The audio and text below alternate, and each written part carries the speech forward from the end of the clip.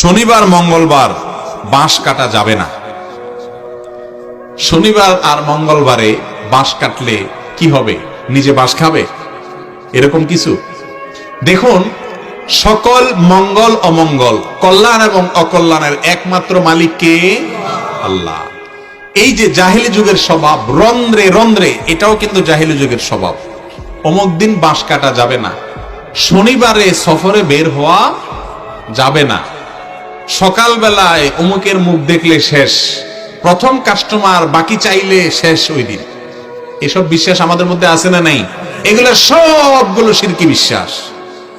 আমার লাভ এবং ক্ষতির একমাত্র মালিক কে? কারোর চেহারা দেখলে, বাঁশ কোনো বারে কাটলে, কোনোদিন সফরে বের হলে আমার কোনো লাভও হবে না, ক্ষতিও হবে না। এগুলো সব কুসংস্কার। এগুলো সব কি? কুসংস্কার। অনেক রকম কুসংস্কার আমাদের সমাজে আছে। ধরেন আপনার ওই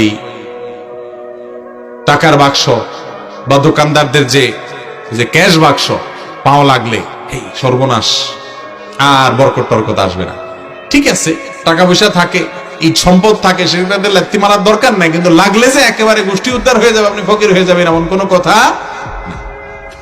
রাতের বেলা পানি বাহিরে ফেলাইতে হয় না, অমুক সময় নখ কাটতে হয় না, রাতের বেলা গাছের কোনো ফল ছিঁড়তে হয় না, এগুলা করলে ক্ষতি হয়। এরকম অনেক কুকথা আমাদের সমাজে চালু আছে না নেই? এগুলো সব কুকথা, কুসংস্কার।